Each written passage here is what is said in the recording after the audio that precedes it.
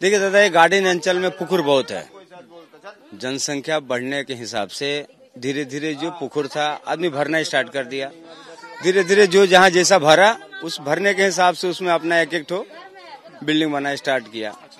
अब बिल्डिंग को कमजोर मटेरियल कहिए या जमीन का नम्रता, बिल्डिंग लोड नहीं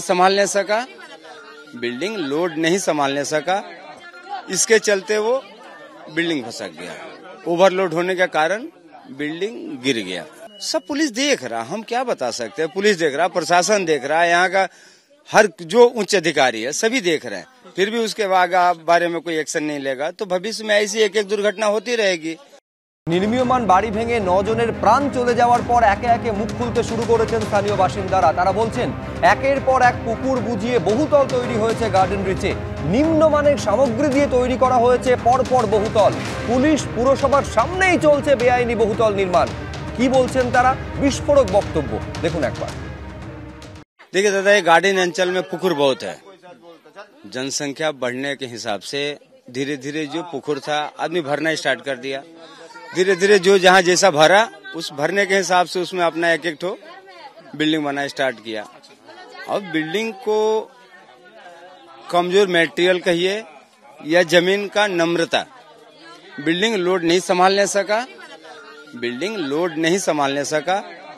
इसके चलते वो बिल्डिंग फंसक गया। ओवरलोड होने के कारण बिल्डिंग गिर गया। सब पुलिस देख रहा, हम क्या बता सकते हैं। पुलिस देख रहा, प्रशासन देख रहा है, यहाँ का हर जो उच्च अधिकारी है सभी देख रहे हैं। फिर भी उसके बारे में कोई एक्शन नहीं लेगा तो भविष्य में ऐसी एक एक दुर्घटना होती रहेगी। সবার চোখের সামনে এই ঘটনা ঘটছে। পুরসভা পুলিশের সামনে বেআইনি নির্মাণ হচ্ছে, অথচ কেউ কোনো ব্যবস্থা নিচ্ছেন না। স্থানীয় বাসিন্দারা যখন এই অভিযোগ করছেন তখন কলকাতা পুরসভার মেয়র তিনি বলছেন যে এই বেআইনি নির্মাণ সামাজিক ব্যাধিতে পরিণত হয়েছে, দূর করতে পারছি না। কেন বেআইনি নির্মাণ হচ্ছে বুঝতে পারছি না। কি বললেন আজ মেয়র? আমি আরেকবার শোনাবো আপনাদের। আরেকটা বিল্ডিং যেটা হেলে আছে সেটাও ভাঙতে হবে। আমাকে এক্ষুনি ইঞ্জিনিয়াররা রিপোর্ট দিল। আমি ওই এলাকার মানুষের সাথে বসে কথা বলবো। আমি ওদের বলেছি লিস্টটা করে নিতে।